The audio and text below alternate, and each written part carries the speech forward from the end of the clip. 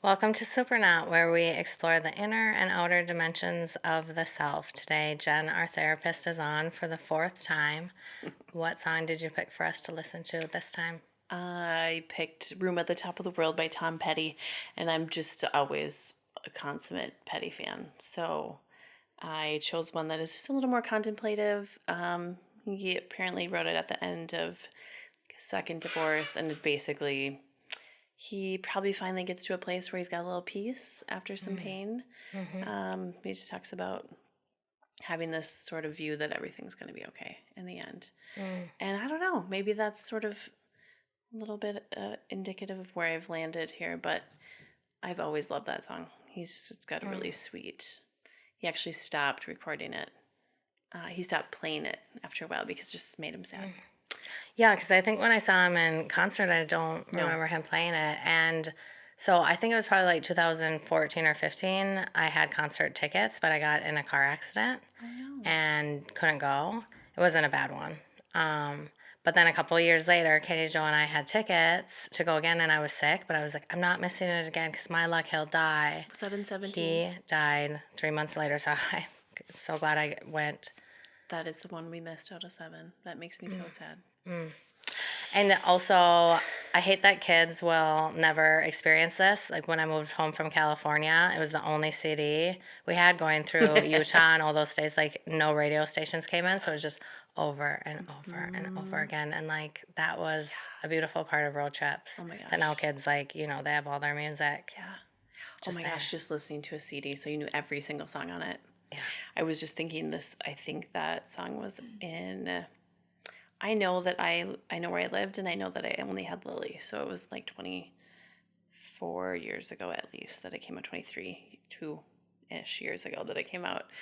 I can remember some of the other songs on the album, but it wasn't a super popular album of his either. It was later, much after his big fames. So, but that song was just always really beautiful. Yeah. You just want to be in the room at the top of a world. Just not coming down. Like nothing's gonna ruin this peaceful feeling. So Yeah. Beautiful. yeah, it was like that. So last time you were on, you were just about to go do that race, hood to coast. Crazy. How did it go? It was super crazily fun. How far was it again? Really far. It was like 200 miles. So we started at the top of Mount Hood. 12 of us ran all the way out to Portland, to Seaside, Oregon, to the ocean. I am not a girl who likes to know everything about everything, so I like to surprise myself, I guess.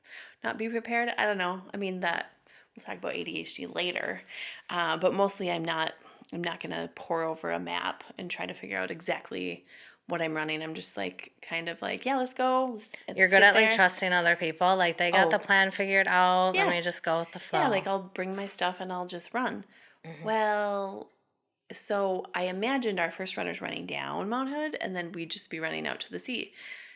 But it's mountainous, right? So first of all, it was the hottest hood to coast on record ever. It was 100 degrees. It made like all the major news, national news. And I don't know if I said this. I'm sure I said it in the last pod, but I hate running in the heat. It's my least favorite thing. It scares me. I feel like I'm just gonna drop dead. So it was hot. I was the first runner in the second band, and our like fifth runner came in, and we had just gotten to the big exchange, and I got out of the car, and I felt like I was getting out in a desert, maybe. I mean, it was the kind of hot where you're scared because it's so hot. And that runner came in, and she was in tears because she had gotten so hot, and we hadn't figured out yet as a group that we had to follow our runners and bring them ice and water like the whole time. And then secondarily, I get like my and my friend Heather's first 2 legs were marked very hard. And so that would have probably been a good reason to look at the course. They were very hard. This was just rolling hills, rolling farm hills, so there's no shade anywhere. It's 100 degrees, and I'm not like rolling Mora farm hills, like rolling mountain farm hills, and I'm hot, so it's a slow one for sure. And then the second one that I ran was basically straight up a mountain, just just a mountain, not just like a hill, like 5 miles, 6 miles up a mountain. So I could have maybe prepared myself a little better, but it ended up being great. It was an awesome experience. We had so much fun. We've done a bunch of Ragnars before. This was a great group of women. We had they were with so much support, and by the end you're just goofy because you are tired, you haven't eaten enough, Dehydrated. your van smells bad, you're all like, everyone just loses their stuff continuously, like, who has my AirPods, does someone have my AirPods, does someone have my keys, can someone find my phone? Like, at one point we had to like call my sister in Duluth to try to like track my phone. Anyways, it was Because a lot. you only knew like 2 people I out of the know, I 12? pretty much knew my whole van. I Oh, have done Ragnar's with these particular women other times, okay. our van, but then the other van I didn't know at all. And so that was really fun. At the end, we ended up um, in Seaside where they filmed Goonies. I can't think of the rock. Everybody should know this rock. You know, it's like the rock on the ocean. So we literally just run right out onto the ocean, and then it was beautiful. I have great pictures, so maybe I'll share one of those. It was so fun. And then we hung out in, Seaside and ate delicious seafood for the next couple of days and hung out, had a nice VRBO, and yeah, it was a great experience. I was really happy I did it. And then this last weekend, my friend and I from high school, I mean, not Amanda and I have been friends since like 5th grade. She's a crazy runner girl, and right when I got back from Hood to Coast, she's like, "Do you want to do a half in October?" So I said, yeah, and I was like signing up for it. And then she sent another one. She goes, "Should we do 2 that weekend?" And I was like, "No, this is a stupid, terrible idea." And then so we just did that. We signed up and did 2. And it wasn't that terrible Do you because wish you would have just done a full marathon in one day, or was it nice to do 2 it halves? was really fun to do 2 because we both are kind of like empty, almost empty nest. She's an empty nester. I am down to Maya. And so it was fun to just have a weekend where, we ran in the morning, we hung out, we ate lunch, we shopped, and then we hung out in our hotel and had dinner and went and ran again. Because Awesome. why not? Yeah. And we ran into some really fun lifetime runners. Like this couple, he was in his like mid to late 60s. He had run over 330 marathons. He ran a 152 half, which I'm not going to share my time because it sucked, but it was 20 minutes faster than the one I did in June.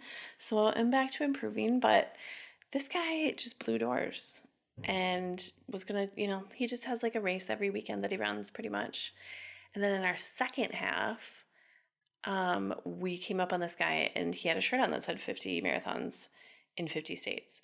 And my friend Amanda has been trying to do that since, I think it's been our goal since our 20s. So they had a big long chat about how he did it. He's done it twice, 50 marathons in 50 states twice. He was like flying out to Bar Harbor, Michigan the next weekend. Or is it Bar Harbor, Michigan? Is that right? I think so. Maine. So he just is also doing just races all the time. And we walked like a mile with him, and it was a looping marathon, that half that we did. So we were on our last mile, but he had 2 more loops to go. So he had 13 left. And this dude is like, he's got to be 72. So you can do it forever. I When did he found my start? love of running again. Like, Did he always run? I think Did he so. say? He knew some guy who had done 2,300 marathons. So, like, he's definitely running a lot. How do you even keep track of that? Wow. I don't know. I think you just have a brain like that. Yeah. My friend, and this is not, I'll try to not, this was funny. She's like, "Oh my gosh, like I'm never going to be able to do it that fast." And then we kind of ran, we had run ahead of it. And I said, "Amanda, you just don't have enough like really bad trauma. Like when you are running this much, you are running from something like really awful probably that's happening, like, or that has happened, or maybe not, or maybe it's just how your brain is worked out." But I do think that running is one of those things that you do to replace some other stuff sometimes, So for me, it has been So should I just like super talk shit to myself and then just never talk shit to yourself. No, you should just tell yourself that you like it and it's fun, and just start saying yes to challenges. Like if someone says, "You want to go to run a half?" just be like, "Yeah," yeah. and do that. I don't usually say no to Right. anything. Oh, good. Then I'll start asking you. It'll be Yeah. fun. Obviously, not drinking has been amazing. We had 2 beers after our race on Saturday, and that was it. But it wasn't 200, Right. and I didn't have any more. Like Yeah. the rest, like whatever the habit was in my brain is broken. So I don't go, I would really like a bottle of wine tonight. I don't drink.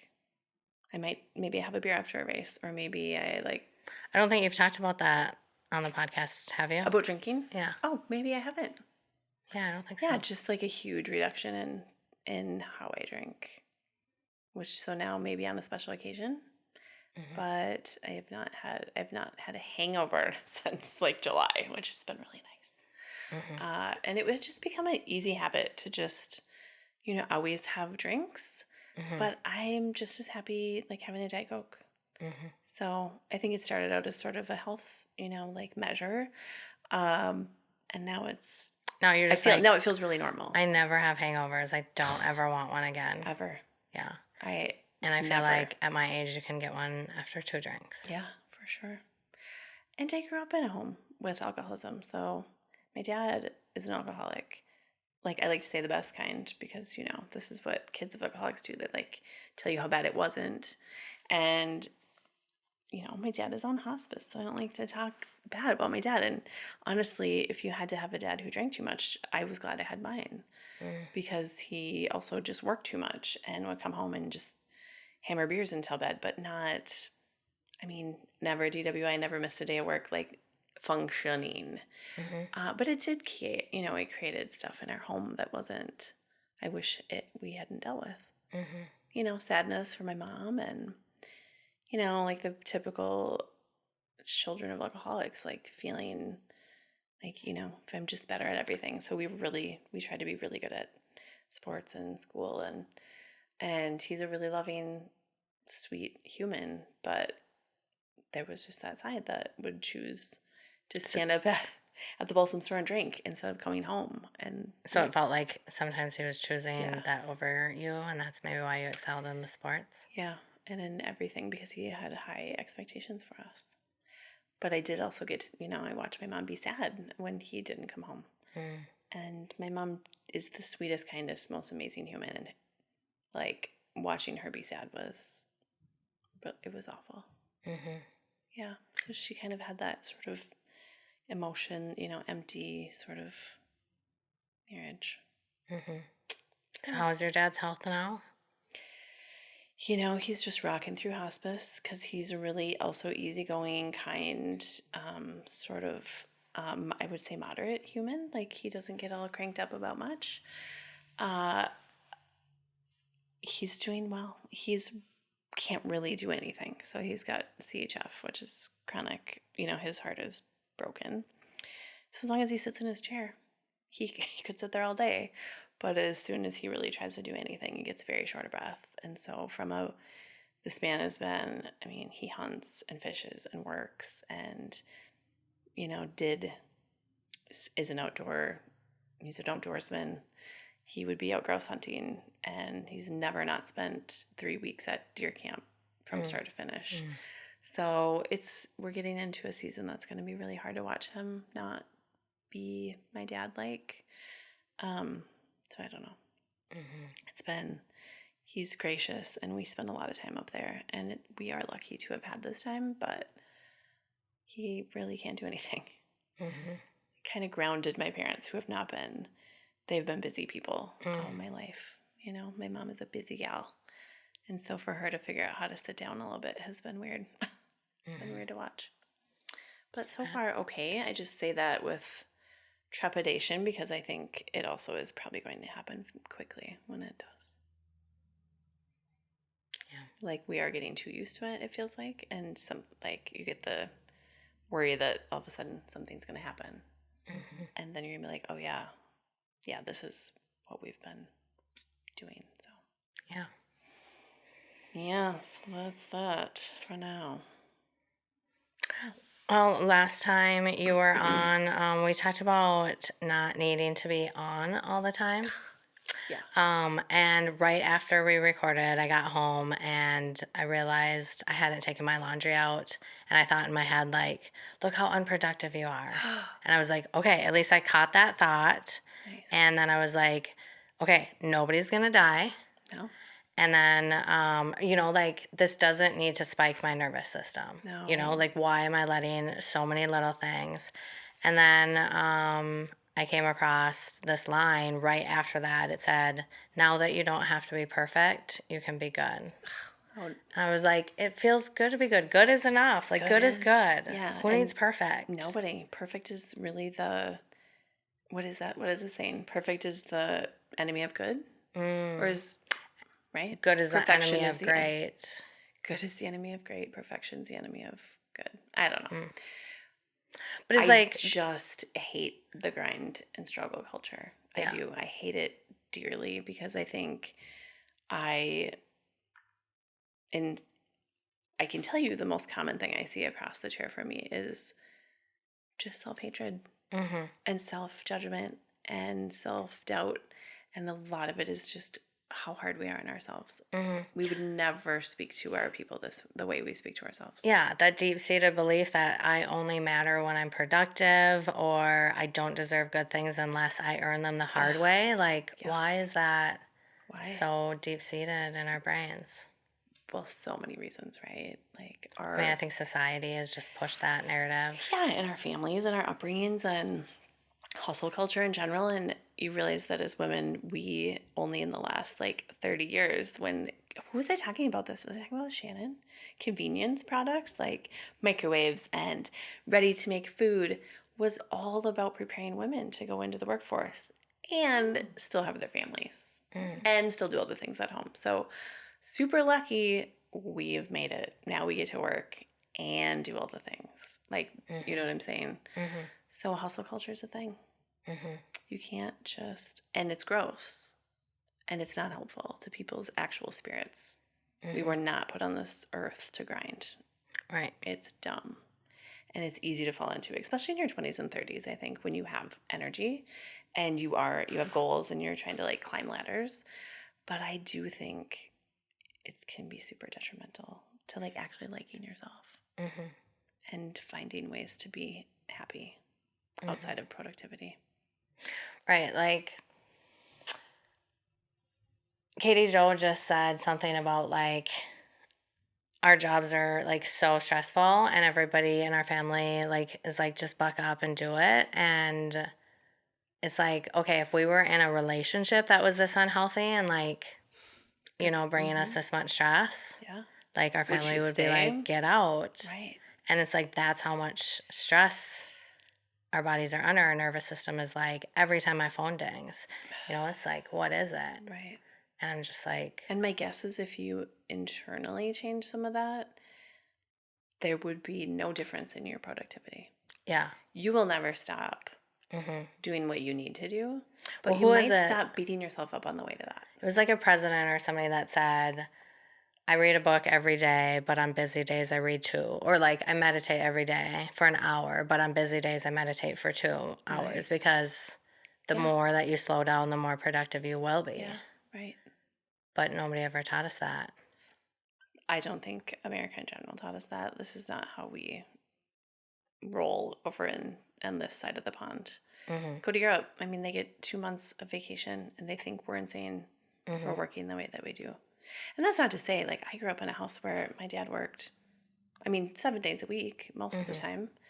Maybe he'd have a Sunday off, but there wasn't so many other things going on, and like your phone wasn't going off with emails and text messages. Like you got home and you like relaxed or chilled or worked out in the woods, Like now there's just so many demands from so many directions. Right. Yeah, and before the demand was literally to survive. So that is why, we learned to hustle because we were probably brought up in places where people were surviving. So now we get to thrive because they survived. Thanks, guys. Do you think the generation like under 20 has the hustle culture? Yeah, I do. I've worked with them. They can hustle. Yeah, I have a specific employee she's probably not under 20 anymore. She's probably 30. But she just came in like, on fire. That girl could work anyone, under the table. Mm. So yes, I think every culture or every generation will have hustle. Mm. I think it's a human condition a little bit. Do you think so, Veda? Do you think your generation or younger? Yeah. I don't know about younger than me, but definitely my generation, younger millennials, elder Gen Z. Yeah. Because people are always complaining about the generation I coming know, too, and that they're like, oh, they're not hard enough workers and No blah, blah, way. blah. And also, I mean, I think refuse. if robots are going to be taking over everything in 10, 15 years, maybe that generation isn't supposed to Hustle. have the hustle culture because they're going to be creating and building coding or I don't know. Right. I don't know what they're going to do. I don't know what any of us are going to do, but like It's going to be different. robots are coming pretty soon. Yeah. They're already here. Yeah. That would be silly to think. Yeah, I mean, they're taking over jobs soon. Yeah, like you don't need a therapist. You just So like, why would just like hang out with AI? evolution wise, why would like 18-year-old boys right now need work ethic? Well, first of all, to make them good. Just kidding. I went to Walmart a few weeks ago and had a very bad experience with a young cashier. And I was like, I felt old. I was like mad about it. I felt like my grandpa who complains about my generation. But if I think about it, there are people in my own generation who I don't think hustle, right? It varies. And as much Of as I'm course. sitting here being like, I hate hustle culture, like I also have been a really hard worker. I also have But I think I put a lot of like stock in how hard I can work. But that's And I don't like to see it, like, I think there's a difference between like just plain old laziness, and finding a balance between constantly being on. That's insane and unnecessary. So there's balance and people have to find it. I'm also working really hard to not become old curmudgeonly about younger people because they're going to wipe our asses in nursing homes. So hopefully nursing homes will be gone. But I do want to believe that there's just a lot of skills they'll have that we don't. Yeah. Well, I think it depends on, for the hustle culture, like if it's where your worth comes from or not. Right. And I do have a deep-seated belief that my worth comes from working hard and I don't deserve good things. So do you have that? Yes. Okay. 100% yes. Yep. I've always had it. I grew up with it. My dad owned his own construction business. My parents went to work every day. Every day, both my parents. And those were in the days when moms on the range, I don't know, maybe moms in other cool places worked, but my mom worked and I didn't feel like a lot of other moms worked. So I had working parents. And that's just what you did. I got a job when I was 14. I've never not had one. Not even for, I took maternity leaves, but that was it. It wasn't an easy job. So I actually feel like my job in therapy is really, it's just strange to have a job where I'm not walking into like chaos and super insanity, but I walk out with all my notes done and I do what I need to do. So yeah, I've tried to work on it because what if tomorrow my job was gone? Like I would still have to find my worth as a human in some other things. But that's all about that whole like eco map. You're in the middle and you have community and your work and your family and your life and the people you love and the things you love to do. And if you're getting super out of balance, that's not fulfillment, right? If it's just you and work, you're just going to be kind of miserable. Yeah, you have to make sure you're filling those other cups too. Yeah. Because they matter. They keep you sane, keep you in perspective. So like I have been at Wellia for a very, very long time, 26 years. So I have a lot of PTO and I don't always use it. But I get to this point in the year and I'm like, I need to take some time off. Like I need to look ahead at my calendar, which I'm bad at doing. I didn't have to do that in my old job. And I need to plan some things. Schedule in me time. Yeah. Schedule in some days off and yeah. But then like don't fill it up with other stuff. If you like schedule it off, like be off. I do okay there sometimes. Yeah. See. All right, let's take some questions from the audience, aka Veda. Woo! I thought that we could chat a little bit about seasonal depression since we're getting Oh, into gross. that. Ugh. Just advice from a therapist, Oh, though. yes. Do you have any realistic coping mechanisms for those that are in an area like this? Absolutely. Yes, I do. And first of all, it's awareness, right? So if you notice that, and I think it can start as far back as August when the light starts to change. I feel it. It's like minutes a day. Oh my gosh, it's August 20th. It's the day that the sun starts to look lower and different, and everything starts to get that like different glow. My practical advice is notice first. If you are starting to, here's some of the things you notice. Not right away, but as we roll into the fall, sleeping patterns change, and not so much more sleep, but people sleep more poorly because I think you get tired earlier in the evening, and maybe you're either like kind of not doing as much, or you're like napping earlier, or you're going to bed earlier, but you're waking up. And so there's more insomnia in the fall, which is odd. So always notice sleep patterns, eating patterns of motivation and drive and mood. Daylight savings, like strokes and heart attacks go up 20% just that weekend, because that's how much sleep matters and affects us. And people's circadian rhythms are easy to throw off. So the practical advice is be aware. Don't just be like, oh, if you get a little blue, that's one thing. But if it starts to affect you, if you have some compounded things going on, like other processes like grief, or you're already struggling through some things, pay attention. Watch your mood, watch your levels of irritability is another thing people miss when they're feeling depressed. Kind of, especially in males.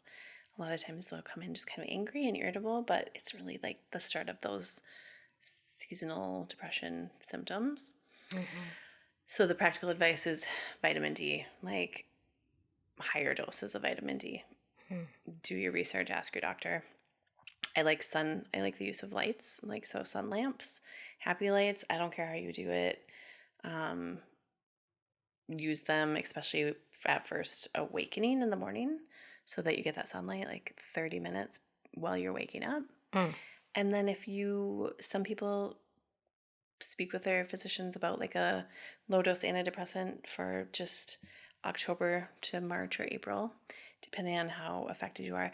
And other people will notice anxiety increase. So like waking up with anxiety is another symptom that you like start to have that dread, or you kind of like can't get going.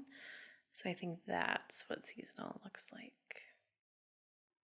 And those are my practical advices. And always go to a therapist if you need to. Obviously you were a skier, as was I. Not everybody likes to be outside in the cold in the wintertime, but it's always recommended to get fresh air and move your body. What would you do if you're not a cold weather person? I would go to the walking path, like the Wellia Center. It's $25 for the whole year. Just go cruise around there, run or walk. I mean, there's other stuff. Yoga's restarting, so come to yoga starting next Tuesday. I think there's still the bar classes. Yeah, I think 3 times a Join week. a gym. I don't care. I mean, I think even just waking up and stretching or moving, putting on a song and dancing right away, because then you get those hope molecule I started activations. Jumping right when I wake up in the morning. Nice. And, oh my God, it's great. Yeah. I have one of the things I've not been able to struggle myself back into is morning workouts. Always used to be a morning runner, and I got up one morning a couple weeks ago and ran, and my mood was so noticeably nicer and better and happier that you'd think that I could make that stick, but it's a tough one. So usually I'm still running like at lunch or after work. But well, on another episode with you and I was saying that I was like, I ran today and I'm feeling $1 million, and I haven't been running, and you can do it. You'll get there. Yeah. I'm disappointed I didn't ride my bike as much this fall as I had wanted to. I think we only went once this summer. Yeah, I went a couple times. Went in a really windy day, like a 15 on a windy day. Horrible. That was dumb. It was really dumb. But it's being stubborn. But yeah, I don't care how you move your body. Figure it out. Just like find somewhere. Do something. I was even thinking about setting up just like a little home gym, because I know how I feel on cold winter mornings, and I don't like to get in my cold car and drive places. I don't like getting out of bed in the winter. Like, I should have like a heater timed for an hour before I get out of bed to like start blowing on me so that when I get out of bed, it's like really warm in there, like Good sauna idea. temperature. This seems like a really late thing to figure out in my life, but I never underdress anymore for the weather. Mm-hmm. I wear boots, I wear full-on jackets. I wore a jacket today and I don't even care because I am much more apt to like get the things done I need to do and not be miserable with a hat and mittens and a coat and boots. And I don't even know why that took me so But I long. also hate being layered. Like I hate a ton of clothes on me. Do you? Like I'm a nudist at heart. I just like don't want a To ton. be bothered by clothes. Like bundled up. I hate it. Yeah. I feel claustrophobic. Except for I think But I hate being cold more. I was just going to say I don't like being cold more. Way more. Yeah. So I know. I feel like everybody's got that like icky, we're headed into it kind of feeling. Mm-hmm. But it'll be fun. We get to have fall first and Thanksgiving and then Christmas and then, I don't know, then we're going to need to talk about how to survive the rest of that because it's gross. Mm-hmm. Just gets ugly. At least we'll have a new baby. I know. Yeah. I know. He's gonna, he's taking up a lot of brain space, Mr. Lewis. My daughter Lily's baby. So I think about him a lot. He's going to be a fun distraction and just a fun little human in general. Mm-hmm. His first winter. Yeah. First Christmas. Yeah. Yeah. Hopefully he makes it here before Christmas. He's due on the 16th, so let's see if he's going to share a birthday with Grandma. Yeah. You have to wait till the 24th. Mm-hmm. But yeah, that's exciting. I think people survive winter in like all kinds of fashions. Most it's just like bundling up, sitting on your couch a lot. Eating soup and See you hibernating. getting fat and sassy. Yeah. Not feeling bad about like just laying around. Yeah. In the summer I feel bad when I'm lazy. In the winter I do not. No. I think that's been talked about more too, is just allowing yourself the rest because Because it's exhausting to be cold all the time. Yeah, It's we're like- exhausting to trudge through. I mean, it's exhausting to go to work in the dark and come home in the dark. Mm-hmm. Boo. So what are good shows people are going to watch this winter? What are series that everybody should be? I think that should be a whole podcast. What are we doing this winter? What are we watching? Mm-hmm. I just binged Defending Jacob, What's that about? which came out in 2020. And What's it about? it's like a little mini series of a 14-year-old who is accused of murdering his classmate, and his dad, played by Chris Evans, was initially the lawyer on the case and then got kicked off, and it's crimey, thrillery. It's good. Good. Yeah. All right, I'll put that on my list. I started Severance. What is that? It's because it's a thriller, so I haven't watched it that's why I didn't want to watch it. But I've heard so many things about it, and like it's not very thriller-y. But it is about these people that choose to have their brain or something in their brain severed, so then when they go to work, they don't remember their personal life, and their personal life, they don't remember their work. And yeah, so that's super interesting. Ooh, And not too creepy. Yeah. What are the benefits of severing? Well, for some reason, the company must not want them to know what they're doing at work, because they're like something on computers and like coding, and they're like tracking numbers.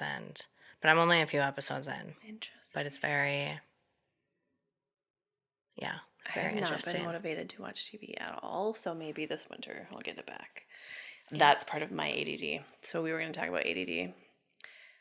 Yeah, what's the difference between ADD and ADHD? Oh, ADHD is attention deficit disorder with hyperactivity, and then ADD doesn't have the H, so you're not.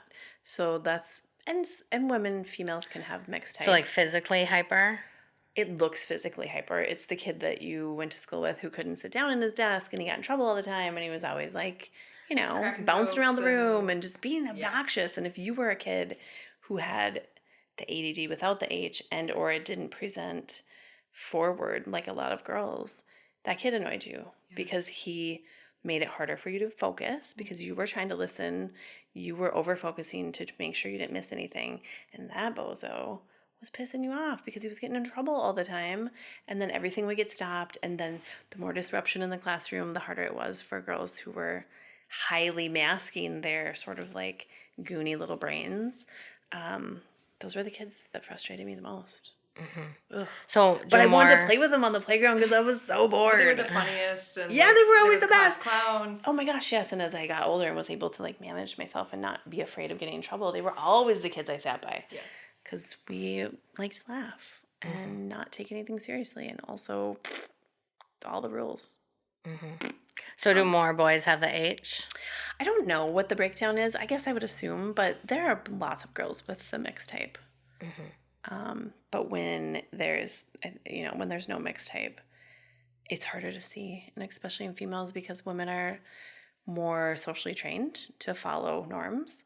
So if they struggle to pay attention, they know how to sit there and nod, right? Like they've watched enough people to mask. They're like, oh, I know what I'm supposed to do right now, and it's not run around the room, and it's not blurt an answer because, this is how we socialize women.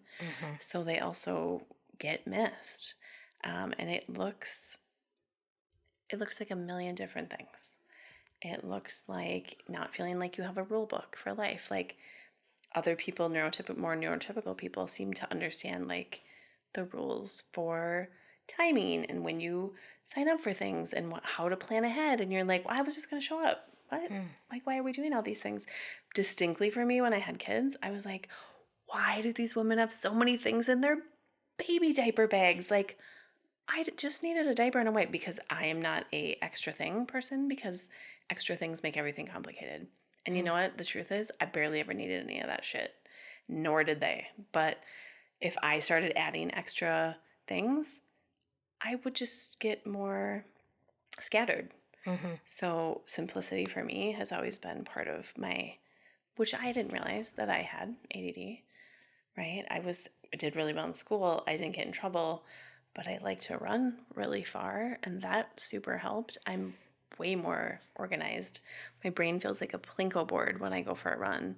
I can feel like ideas and things I need to do for the day, like organizing themselves. It's crazy. I bet I do too. I just don't run enough to realize it. Yeah. Or because, yes, those days I'm so much happier. I know that, and that's probably because it's easier for my brain to organize things. You've probably had a after minute to a good just run. So then there's like hyper focus, which some people get. So my sister's ADHD type, for example, is that if you walk into her closet, it's color coded. It's short sleeves, long sleeves, medium sleeves. Like, that's me. Yeah. So you have this really great ability to like get on a thing and not stop. Like hyper focus. In that only. In that only. Every other aspect of my life is could be falling apart. Yeah. But you did some really cool things, like right there.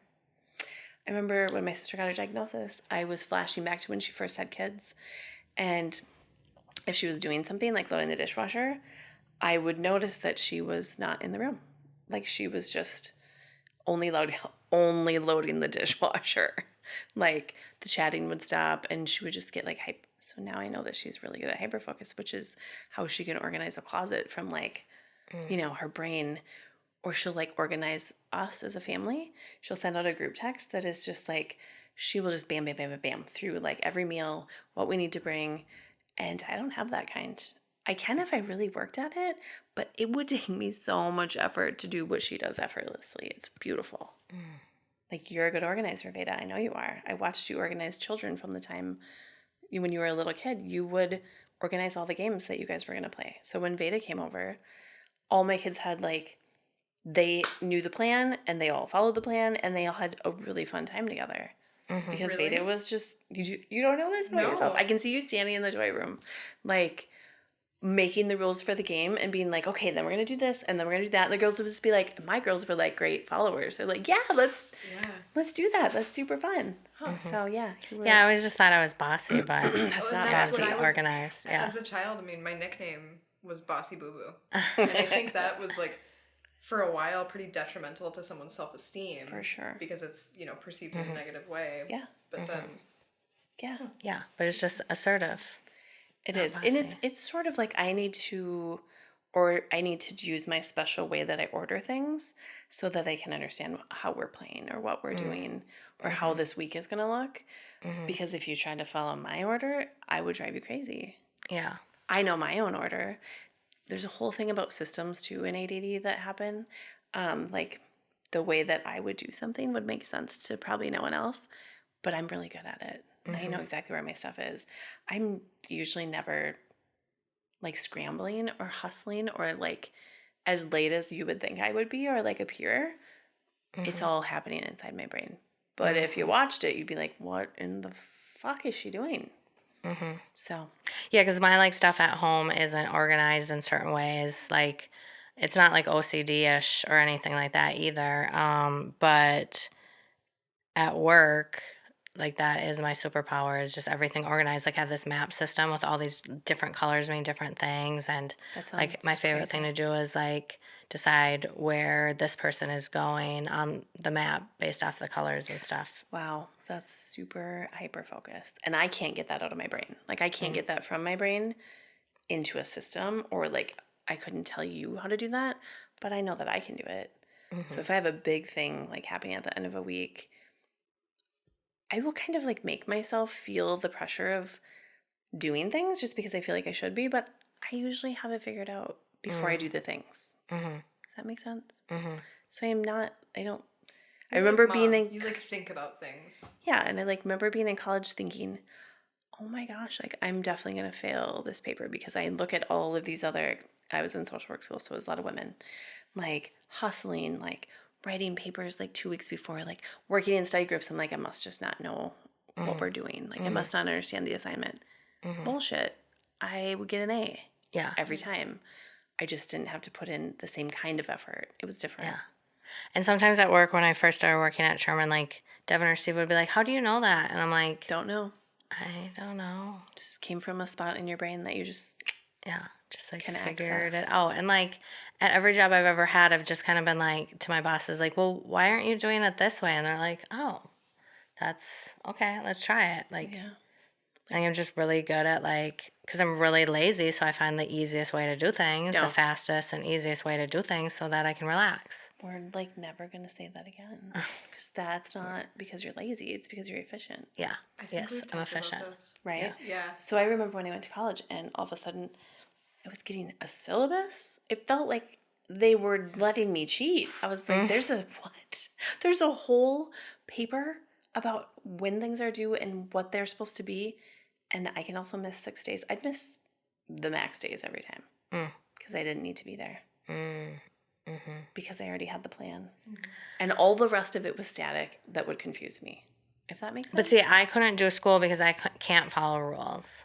And I can't 'Cause you read think they're things that I stupid? don't, that I'm not passionate about. Maybe I think they're stupid, but well, because I can't bake. I can't put together an IKEA. Like I've put together one IKEA thing in my entire Ugh. life, and it Follow was the directions, hardest. not this girl. I cried the entire time, and I will never put myself through that again. For what? Putting together like IKEA, like reading furniture. directions. Yeah. Yeah, so my new therapist, which I'm like obsessed with, our first session, he was like, "Stop. Have you ever been diagnosed with ADD?" And I'm like, "No." And I've taken some tests, but I don't, they always say like mild.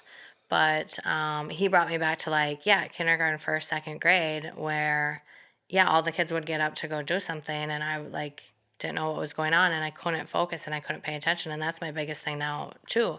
Or like I felt like a bad person my entire life Oh, yeah. because I can't like no matter what, listen to what they're saying. And Let me tell you can't. the connection between shame and ADD and ADHD is so huge because you spend a lifetime feeling like you failed. You didn't do things the way the neurotypical people, and they just make it look like they have rules and order that you don't know. You don't understand. Like, did I not listen? Was this my fault? Did I miss something? Or you miss things and you're like, oh gosh, I totally didn't catch that. Because you know why? Your brain doesn't work the same.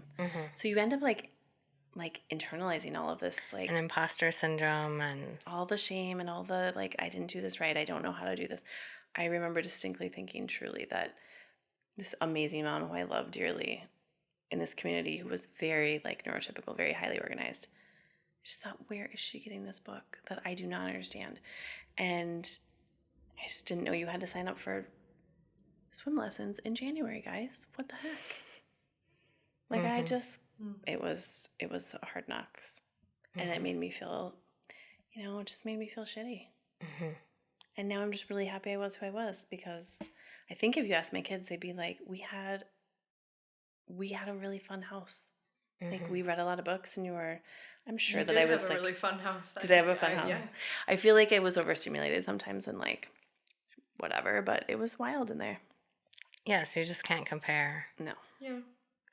But you internalize those things and you go, oh, I wish I had a really organized diaper bag. But I often felt like I was missing what I was supposed to know. So it's just wild how many different sides there are to ADHD.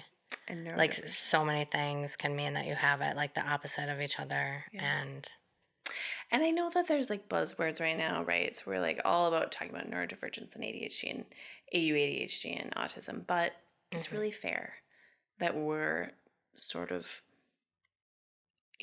shining a light on the fact that feeling like you think differently is real. That's real. You really, you did. You think you had a little bit different process. Well, again, maybe we are evolving because robots are going to take over and we're not supposed to work so hard. We're supposed to be more creative. And so that's maybe why the more creative people are coming out. Maybe. All I could think was I just really wanted Rosie, the robot from the Jetsons, a lot, really bad, because I hated to get ready in the morning. And they could just like roll through their closet and Rosie would do all the things. It's not laziness, I don't think. Maybe. No. Productive, efficient. Speaking of lazy, though, like, if you want to see how like adorable lazy can be, if you're not watching videos of pandas, I don't know what you're doing. Like, I really don't. They are the cutest. They have ADHD. Cute. Like, their trainers can like never get a hold of them because they're just literally rolling all over the grass and like falling out of chairs, and like, please watch pandas when you're sad, because they're my favorite thing. Okay, that's what I know about pandas and ADHD. See, that's ADHD. No, but it makes sense. It does. Yeah. Well, and I feel like for a long time, the thought was everybody's getting Adderall and everybody's ADHD, but now it's like it's super hard to get on medication. I mean, I know multiple people that have spent for sure like $5,000 working with doctors. I would have a long commentary on that, on the industry and what we're sort of doing there, but it's just gonna get boring and long. So I don't know. There's a lot of there's a lot of ideas about how to treat it. And then there's a lot of people who have ADD who end up treating it and then don't like it. So there's a lot to be said for managing sleep, exercise, just figuring out ways to sort of trick your dopamine. And then, and I am all for medicating, but I'm also all for knowing that there's a process. Yeah. And it's not all medication. Part of it is learning what works for you and what doesn't work for you. It does not work for me to put clothes into my drawers because I will forget they're there. I will never wear them again. I can take my favorite shirt, throw it in a drawer, never see it again. Here's a for instance.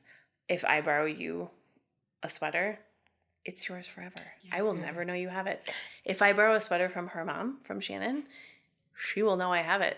And I will not lose it. She'll be like, hey, do you still have those shoes you borrowed in like 1937? I'll be like, holy fuck, I have no idea where they are. But her brain like catalogs things.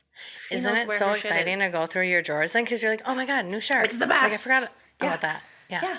But then I also buy so many of the same shirt. Or so like basically the same thing. Clothes are an overwhelming, right? I didn't know I had that. Clothes are a consistently overwhelming place for people with ADD. Yeah, be like Steve Jobs and just wear the same thing every day. Don't you kind of do that? I mean, yes, in a way. It's always... But then also I'm like, that's too boring. I need to change it up. Be creative. I went through my entire closet like 5 hours a couple days ago, and my whole car is full of stuff to bring to one more time. But also I'm like, oh my God, I can wear this outfit and this outfit and this outfit. And everybody at work is going to be like, how many outfits do you have? But then like realistically, no, I'm going to keep wearing the same sweatshirts over and over and over again. But I'm going to try. This is a sweater I just pulled out today, and I was so close to just putting on this other same sweater that I wear all the time because I don't know. Yeah. It had things about it. It's familiar. Feels nice.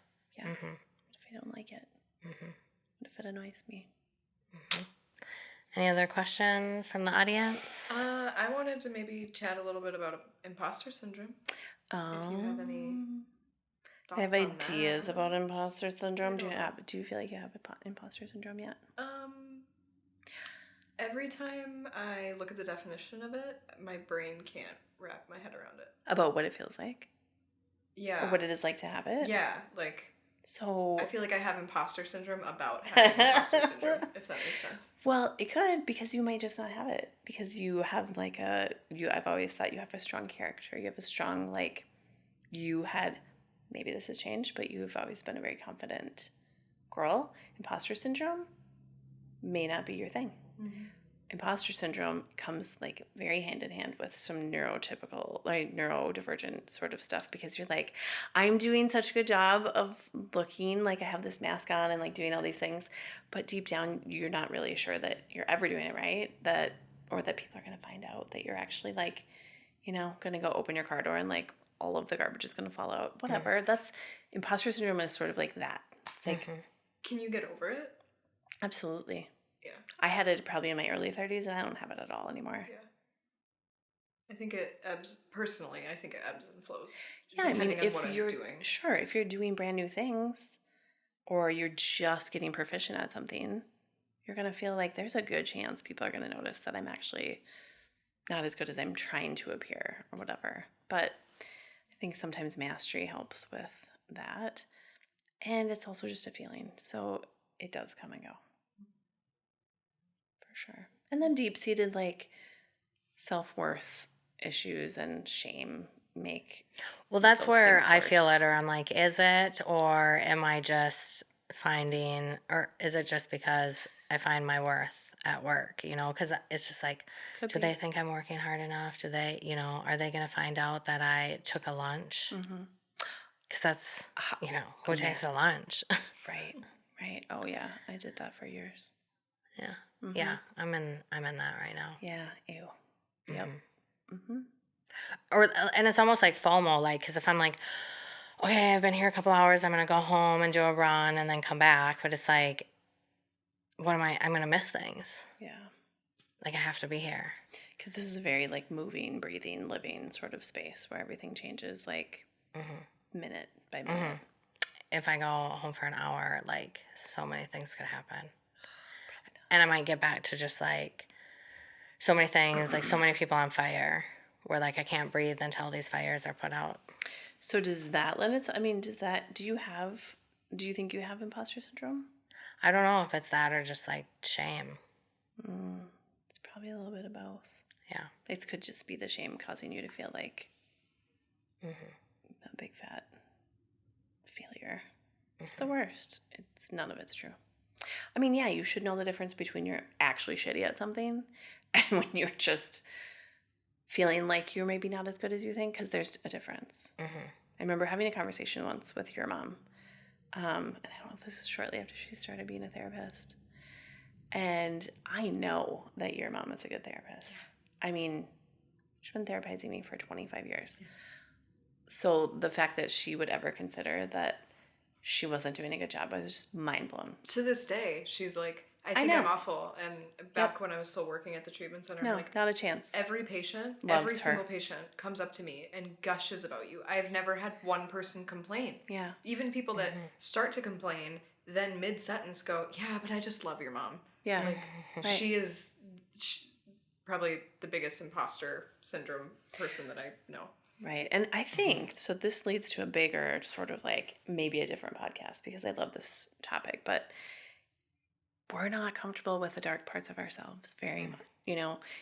Carl Jung said, like, you have a dark and a light, and you gotta figure out how to make them work together, because you're never getting rid of them. You're not getting rid of your dark shit. That's not what you get to do as a human. You get to, like, not always go there. You get to not use that. But if you don't want to admit that it lives there and it has a purpose, it's going to haunt you. It's going to haunt you, for sure. You cannot be light all the time. That is bullshit. And then you're just, making friends with that darker part of you makes you more authentic. That doesn't mean that you're, like, I'm not saying, like, it's all your bad traits. Your dark parts are just, they're necessary for not only your survival, but your authenticity and being who you really are. Like being real means you have shit. Yeah. Love those dark Yeah. parts. Hug them. Yeah. Like tell them they belong here. Tell them they're probably what made you survive. I don't even, I'm a big with positive psychology. Don't even with me. Do not tell me to smile every day. I will punch you in the face. Well, the other thing I realized about this job is like it is just putting out fires all day. So it's like you can't see your productivity. Like when I worked at Lakes and Pines and processed applications, and every Friday at the meeting, I would get a round of applause because I got the most for the week. Like every single Friday, no matter what. I worked there for 2 years. I don't think there was ever a week where I hadn't done the most. But then you can see it. You're like, okay. In this job, you can't see it because you just there's saved nothing. a bunch of bad things from happening. And like bartending, like, yeah, I know I'm good at this because I just made $500. Yeah. Like, you know, people aren't going to tip me if they don't think I'm doing a good job. You know what I mean? But here it's like there's nothing to show that you did a good job. There's nothing to measure, that you just avoided measure things, right? So somehow you have to figure out a way to, and probably part of it is like just writing it down. Yeah. Noticing things that you did that maybe saved trouble down the road. Yeah. Because you didn't have trouble down the road. That's what you did. It's just harder to measure. It's harder to see. It's sort of like putting a positive filter on what you're doing instead of, you know, we're always looking for problems, but you found solutions and then you saved problems from happening. It's just hard to measure. Yeah. So you can figure out a way to do that. Yeah, I think maybe at the end of the day I could write like a save or like I could write like, everything that you did that day. Yeah. You could every day ask me, what did you do that was productive today, Beth? But you're already going to not know it unless you're starting to notice it. No, for sure. Well, I mean, I'll be like, I have no idea what I did today. Yeah. Pretty much. We had to do these dumb things, and I hated them at the time, but I think this is helpful. It was called a time study. So for every hour of your day, you had to like write what you did, basically. And they were always annoying, and they always kind of went nowhere. Sorry, Willie leadership, I love you all. But it was interesting and eye-opening to be like, holy shit, did I do a lot today? You know? And then it's okay if you had a day where you didn't do a lot, because this is what I could not have said more times to my crew, my social work crew. You know what, guys? Like, enjoy this kind of, in healthcare, we don't say the word quiet, right? So I'd be like, enjoy a quiet day once in a while, because I promise you, I would watch them work so insanely hard on the other days. Yeah. That, like, you get to have a quiet day. Like, as your leader, please take this quiet day and do wise things with it, but also, like, enjoy that. You deserve it. We don't have to, we're not hustling every freaking day. So. But I think your nervous system is like used to being at a certain level. Horrible. But, and I have heard of the theory of the one thing theory or something like that. Like, just get that one, just get one thing done.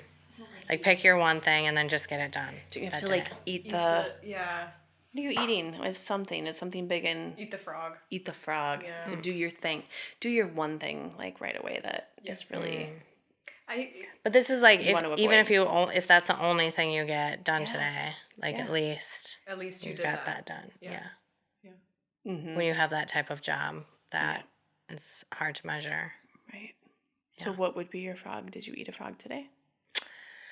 Yeah, because I had a really, really tough conversation, and I was channeling my brother Steve, I felt like. I told a couple of people that. I'm like, I wish other people could have seen me have this conversation with this person, because I was doing so good. I was, like, listening, and then instead of, like this person intimidates me, so I was scared that they would, like, say these points, and I would be like, well, I don't know, yeah. But I was, like, in it. I was like, no, that doesn't make sense because of this, this, and this. So, yeah, it was really good. Yay, congrats. How did it feel? Really good. Good. I love that you channeled your brother, your big bro. That's funny. I was just thinking about my big sister who's... And then the other thing is, I didn't even tell him about it. So when I saw him, I wanted to tell him, like, hey, I had this really hard conversation and it went really well. And, well, it was bad for a long time, but after an hour, it worked out. But the other proud thing is, like, he just doesn't even need to know, you know? Oh, if it gets brought up, it'll get brought up. But I don't need to overshare. Bring it up. Yeah. Because I do overshare. Because I really like to talk. It's my favorite thing. Right. Yeah. But you were saying your sister?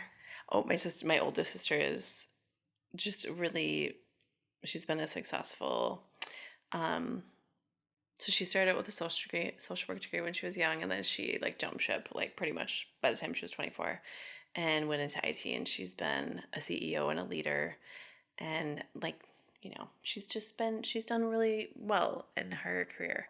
And so I channel her when I have to be like, I also channel her. Because they're our big sisters and brothers. Like, they're clearly smarter than us, rude. I know. They just have a thing that the babies don't get. But then we have things they don't get, so.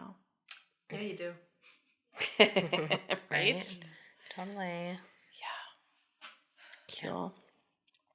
Okay, well, I had you pick some people, our tribe. Oh, boy. To describe you in 6 to 7 words each. So we have a group of, there's 10 of us, gone on some trips and done some things. And so I asked all of them and came back in 4 themes. Most of the time I do 5 themes, but your themes were so strong. Like, it was just 4 categories. Do you want to guess? No. How people see you? No. I do not. Nope. Well, the first one. Makes me wanna puke. Wait, before we do this, when I was in high school, I remember having this long, elaborate, and this is how I should have known I had ADD. I had a long, elaborate thought bubble. Maybe it was like something I really wanted to happen. I wanted printouts of what people thought of me, what they said about me. I wanted to have like a future book that showed me who I was going to marry, what my kids were going to be. Like MASH? Did you play MASH? Yeah, of course. Like I wanted, like I didn't feel like I understood myself very well. So I didn't understand how like I appeared to other people. Yeah. I would have loved to have that. It was always a big struggle for me to like understand how I was perceived. Yeah, and it's like I just always saw this like 5'10", 135-pound girl with short pants on. You know, like awkward and like, duh. I don't know. Yeah, so I've always tried to just let that go of like, oh, I don't need to know how people think of me.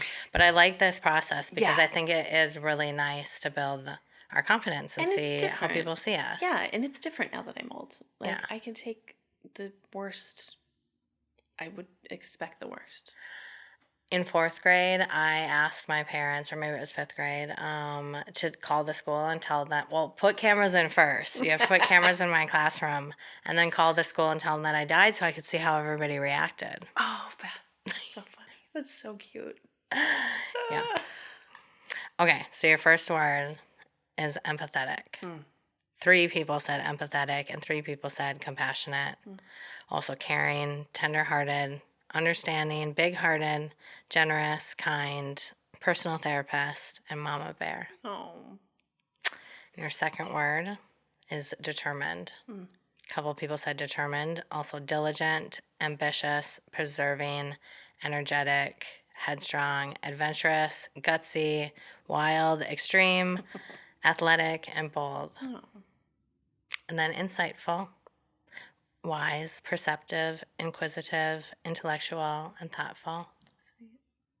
And then joyful, fun, funny, talkative, hilarious, enjoyable, radiant, affable, infectious, beautiful, free-spirited. And I had AI do a synopsis. You're the pulse of connection, the steady heartbeat, and the wildfire. Oh, that is so sweet. Say that again. You're the pulse of connection, the steady heartbeat, and the wildfire. Oh, that makes sense. Yeah. That is so touching. Truly, you just for all the times I talk about being kind to yourself and all the things, That was a new experience. I was scared it was going to be too obvious because, like, obviously you're empathetic. Like, you know that about yourself. Yeah. Like, you know you're determined. You know you're insightful. You're a therapist. You know you're joyful. But it was still nice to hear from other people. It was amazing because just like leads well into imposter syndrome, which I sort of smugly sat over here and thought, you know what, I really kind of got over that. And then I heard this and I'm like, oh, people really think that about me? Like, idiots. Goofballs. Like, they're all just being nice. And you know that I'm just a big old frog inside. But yeah, no, it was really powerful. I want to use it with my clients because that's how powerful it was to hear. I just think there's something so powerful about hearing what other people see. You know? Mm-hmm. Yeah, when I first had the idea to do this and I went around and I was like asking people and a couple of guys at work even like, should I do this? And they were like, I remember this one like, you know, manly guy who just been like, yeah, I think everybody wants to know how people think of them. Mm-hmm. I'm like, okay, good. I didn't want it to just be a me thing, you know? Well, yeah, I think, you know, some of us spend a lot of time like trying to work their way out of giving a shit what people think of you, especially if you gave too many shits about that. So that is where I was coming from. But these are people that I care what they think of me deeply. Oh, exactly. I've been saying that for many years of, I don't care what the general population thinks of me. I can't because if I did, that would have killed me in my teen years. Oh, right. But I care what the people I like think of me because I like them so much. Yeah. Obviously, I want them to want to spend time with me. Yeah, I would like to have my good traits be like in front. And helpful. I want to have traits that are good for people because everybody around me has traits that are good for me. So, yeah. Cool. It's really helpful. Thanks. Well, anything else we want to talk about today? I like how I show up and then I'm just like, oh, I don't know what I want to talk about. And then we can't shut up. And these pods, they go by so quickly too because we don't stop talking. Yay! I know. Yeah. So great. All right. Till next time. Thank you. Right.